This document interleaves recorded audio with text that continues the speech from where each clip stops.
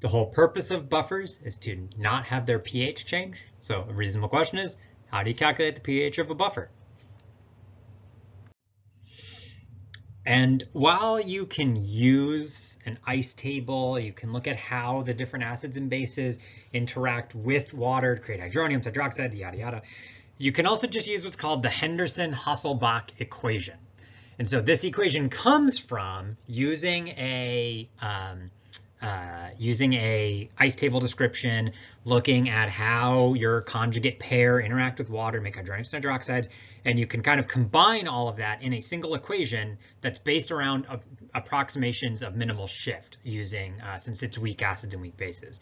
And you end up with this equation that the pH of a buffer is equal to pKa plus log, that's a base 10 log, and then we have the concentration of A minus over the concentration of HA. And so how we can interpret this is that the pKa, remember Ka is the dissociation constant for our acid. P means the power, or you power scale, you do negative log of the Ka. And so Ka values for the acids are usually tabulated. There's also tables with the P values. There's a table I've posted to Blackboard with the pKa values included that I encourage you to take a look at. And you're looking for the Ka of whatever molecule is the conjugate acid in the pair. Remember, a buffer is made up of a conjugate pair, acid and base. And so whatever the acid in the conjugate acid of that pair, you want that Ka. And then these concentrations over here, these are those nominal concentrations. So that's the not necessarily the concentration at equilibrium, but like the marked concentration on the solution. So, it's 0.1 molar HF or 0.2 molar, CN minus or something like that. And so whatever those concentrations are, you just plug them in. And so this becomes an algebraic problem. Basically, the ice table work, all of that kind of algebra has already been done. And this is the general expression you can always use to calculate the pH of a buffer. It does need to be a buffer in order for this solution, this equation, to be applicable. Let's take a look at an example.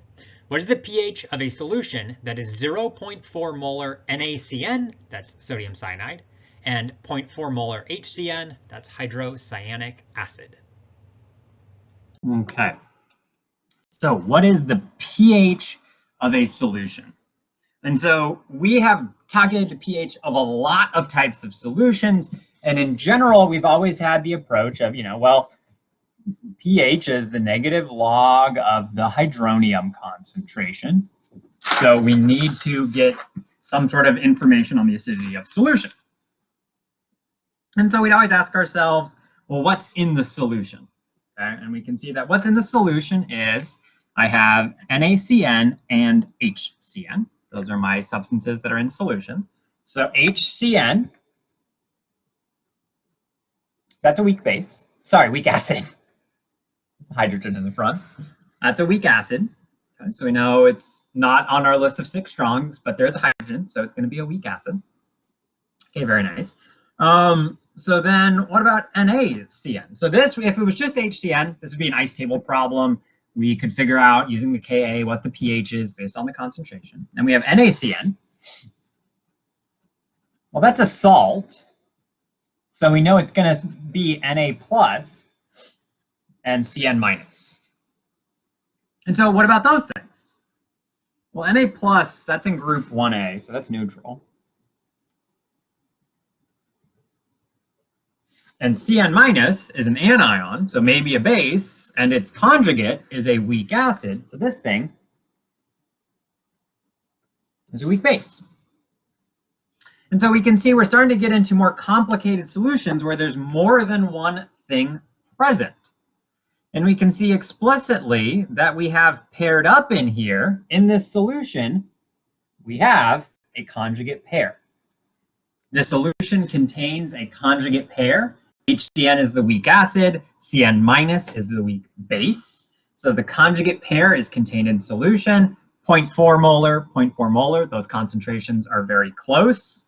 This thing is a buffer solution.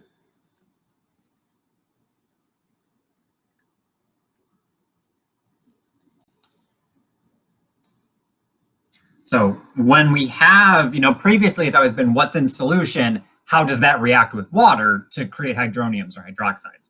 But now we have a complication where it's like, what's in solution? If they are a conjugate pair, it is a buffer. And if you really want, with a buffer, you can use an ice table setup and you can figure out the pH using that. But that sounds unpleasant. So what we do instead is we can say, well, I'm going to have, since it's a buffer, I can use what's called the Henderson-Hasselbalch equation. And basically, this equation comes from the fact that if you do use an ice table setup, just like we saw with weak acids, the ice table always gets solved in basically the same way. You can almost always use an approximation for a small shift because these are weak acids. And if you do that, you can get some algebra, kind of a generic algebraic expression that tells you that the pH of the solution is equal to pKa plus the log, and then we have the concentration of A minus divided by the concentration of HA. So this is the general expression of the Henderson-Hasselbalch equation. And basically what we want is the pKa is for the weak acid in the conjugate. This would be the concentration of acid. This would be the concentration of base, where the base and acid are defined for my particular buffer. So here I have this cyanide and hydrocyanic acid buffer. And so if I want to I can flesh out these variables a bit to be specific to this buffer. That pH is equal to the pKa of HCN plus the log of the concentration of cyanide divided by the concentration of HA. Oh, it's HCN, the actual acid that I'm using. So one of the things about looking up pKa's is that that is a number that's just a reference because it's the negative log of the Ka. And so you can look up the Ka on a table. So for example, HCN right here, you could look up the Ka and do the work.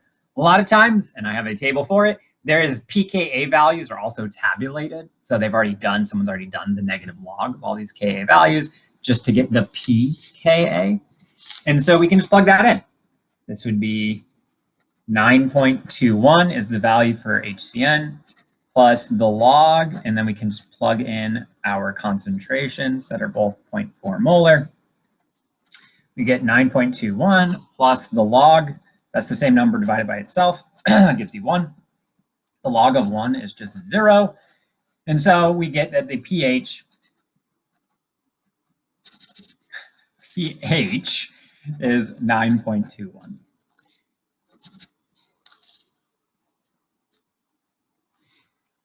And actually, this result is a general result that we're seeing, where we'll note this pH is equal to the pKa of the acid.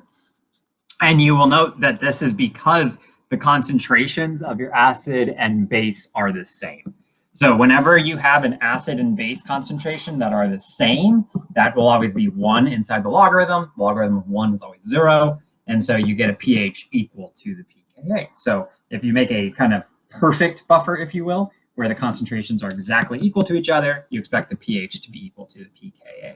If the base concentration is higher, this number will be positive. So if your base concentration is higher than your acid concentration, the pH will be a little bit above the pKa.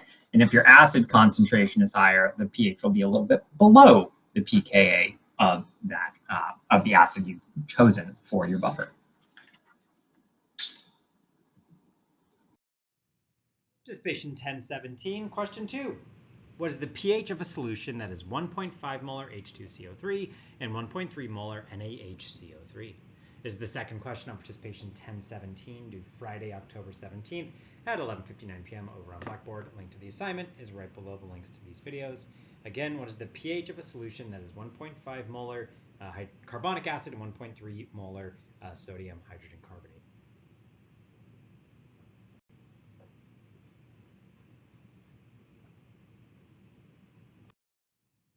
Okay, participation 1017. I already got a second question. That's it for buffers. This last set of videos for chapter 14 is kind of topic based. We'll move into titrations next. Kind of different, related. I mean, it's all still acids and bases, so related to buffers, but kind of moving in gears. Different kind of topic as we enter here chapter 14. But see you in the next video.